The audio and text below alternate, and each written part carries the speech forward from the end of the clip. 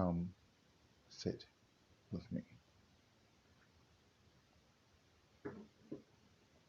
I think it's important that from time to time you take time to sit down with yourself, to have a therapy session with yourself as many times as you can throughout the course of any day or any moment that you find a way to self-reflect on who and what you are, that you begin to understand not just what everyone else around you got wrong, but what did you get wrong, that you take a moment to finally sit there and understand that it starts with you,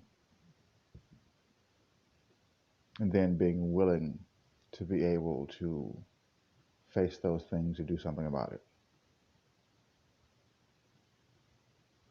Therapy session. A little therapy session is necessary from time to time, all the time.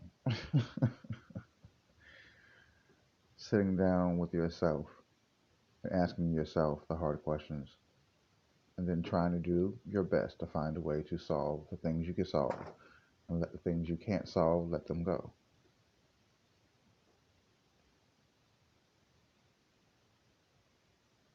So just welcome to a new moment that I call therapy session. From time to time, it'll be just that, therapy session. Speaking of things that are on my mind in the moment, at that moment, but it's about understanding and doing something that I know makes me feel good. I miss doing this, I miss speaking, you know. So there's something that came up from sitting down on the couch with myself. Had my own little therapy session and I just remember the times of the joy I got just from recording and just speaking on things that I felt were important in that moment. Nothing more, nothing less. It's just beautiful when you just sit down with yourself and you face who you are. You don't run from it, you face it and you deal with it. Little by little, step by step, you continue to go on doing the best you can while you can, when you can, and just loving life. But being able to also understand that it all starts with you. If you do the work it takes to love you, it's more possible for you to find someone that's going to love you the same way, because the more you love yourself, the person that you were in love with loves from the same standpoint that you're at.